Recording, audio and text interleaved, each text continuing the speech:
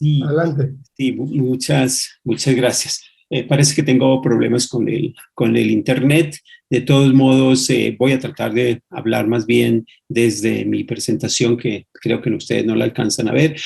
Yo lo que les quisiera decir es que eh, cuando nosotros hablamos de la construcción de la paz, nosotros hacemos la metáfora de un árbol que según la botánica tiene tres componentes.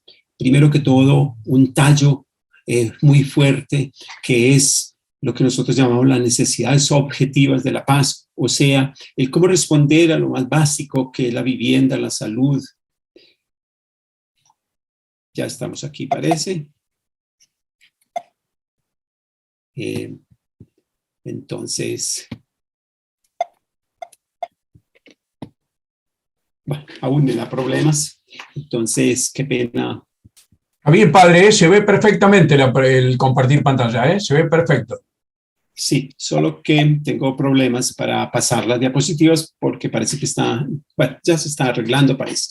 Entonces, mi título, ya que me permite ver aquí las diapositivas, es Sin perdón no hay futuro. Y es un poco esa frase de Desmond Tutu, Premio Nobel de Paz en Sudáfrica, cuando él terminó concluyendo que es el perdón o la resiliencia en términos más sociológicos, para evitar un término cristiano que de pronto no se llega a todas las culturas, es como el perdón o la resiliencia, entendida en toda su dimensión profunda, es lo que le va a dar futuro a la humanidad. El gran problema del perdón es que tiene dos situaciones para resolver. Primero que todo, la memoria. La memoria es lo que en este momento ha llevado a una nueva guerra entre Palestina e Israel. Una memoria, decía, de casi 25 siglos que no han podido superar, porque precisamente esa memoria está coagulada y esa memoria acumulándose se ha convertido en arsenal para nuevas guerras y para nuevas violencias. Y entonces, ¿cómo superar la memoria? Es uno de los primeros problemas que tiene el problema del perdón. Y el segundo es cómo transitar de la rabia, del rencor, del odio. Perdón, padre, que lo interrumpa, pero para facilitarle, disculpe, la interrupción es válida porque para facilitarle le estamos pasando nosotros desde técnica las diapositivas. ¿Está ok? Entonces, el siguiente, por favor. Exactamente, usted nos avisa con la siguiente y la pasamos nosotros. Muchas gracias. Gracias, les pido disculpas. Decía entonces 25 siglos cultivando la rabia y cultivando la memoria ingrata que se ha convertido en arsenal para nuevas guerras. Y segundo, cómo esto ha naturalizado la violencia. Nosotros en Colombia estamos viviendo un momento inédito y es cómo en lugar de responderle a la violencia con más violencia, este gobierno está tratando de negociar con los criminales, con las bandas de los mismos disidentes de las guerrillas que ya habían negociado y en fin, cómo hacer que no sean las armas los que resuelven la violencia.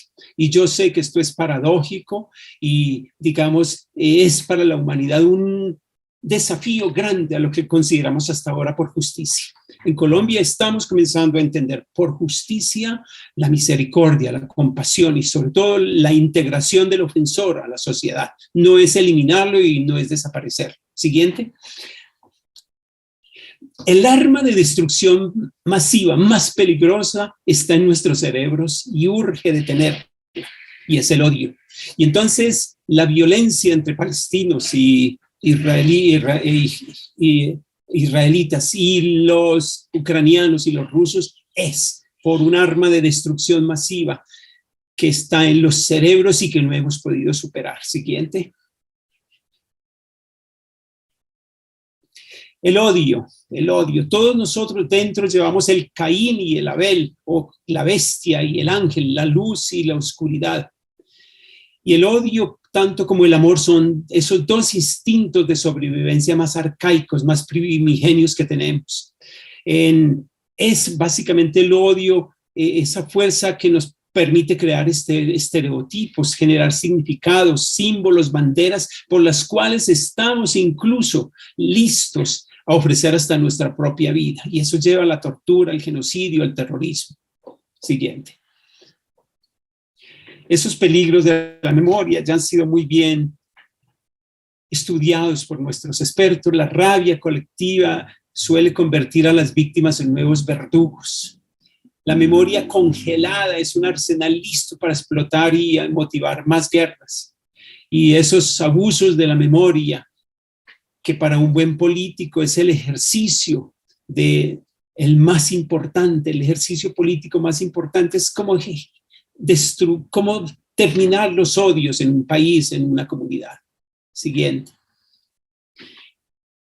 Yo quisiera hablar más de los efectos del odio, de la rabia, del rencor, pero basta que les diga, el odio destruye nuestro sistema inmune y eso ya puede decir todo en relación a lo que significa la salud mental o personal o colectiva. Siguiente.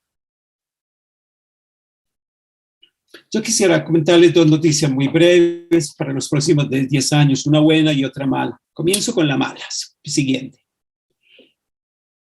Siguiente. El mundo está en caos. Por todas partes donde lo miren ustedes, ahí encontramos un desbarajuste total. Siguiente. Y lo peor, hay que añadirle a esto otro círculo de problemas, el calentamiento de los corazones. Sigamos. Ese calentamiento, pues, como se dan cuenta ustedes, ya eso no nos permite ni siquiera leer qué es lo que está pasando en el mundo. Siguiente. Y me gusta citar aquí a Konrad Lorenz, dice que ya estamos los humanos como las ratas, verdaderos demonios con sus congéneros, las cuales ante las dificultades de una sociedad, las ratas acaban por devorarse unas a otras. Siguiente. Las sociedades buscan regularse o autorregularse generando normas, círculos virtuosos, pero cuando estos círculos se convierten en círculos violentos, no hacen más que ser círculos perversos de más violencia, como es lo que se está generando ahora en el mundo. Siguiente. La noticia buena es que se va generando una cultura y una nueva economía con una moneda especial de dos caras. Siguiente. El don y el perdón. Esas son las caras de la nueva moneda, de la cultura del ascenso evolucionario al que está tratando de saltar nuestro mundo hoy. El don, siguiente. El don es tal vez la expresión más bonita de lo que son los rotarios. Los rotarios son personas que viven donando y donándose. Siguiente. Y eso es el cambio del paradigma que ya existió por milenios de años en las sociedades más primigenias. Les recomiendo un libro de Marcel Mauss, Ensayos sobre el don, donde concluye, siguiente, que el mundo, nuestra cultura humana fue una cultura hecha de don y de servicio. Siguiente. De ese cambio paradigmático para pasar desde tener, ganar, acumular, ese homo economicus que nos han metido en estos últimos 400 años, sobre todo con la época industrial, hacia un salto cultural, hacia dar, cuidar, compartir. Siguiente. Mauss llegó a concluir, las sociedades han progresado en la medida en que ellas mismas han sabido establecer la cultura del dar, recibir y devolver. Siguiente.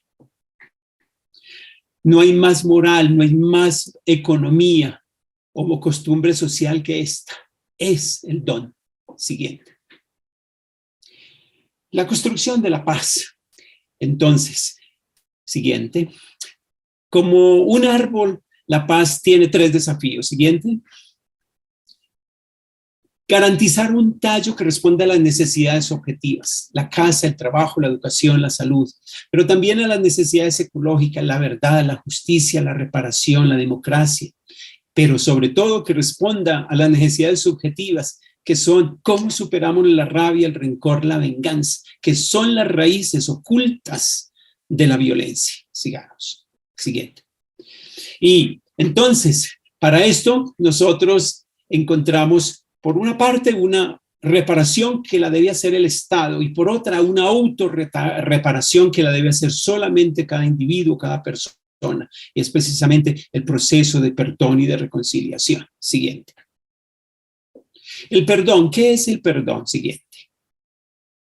Pues a nosotros cuando nos ofenden, una ofensa nos genera rabia.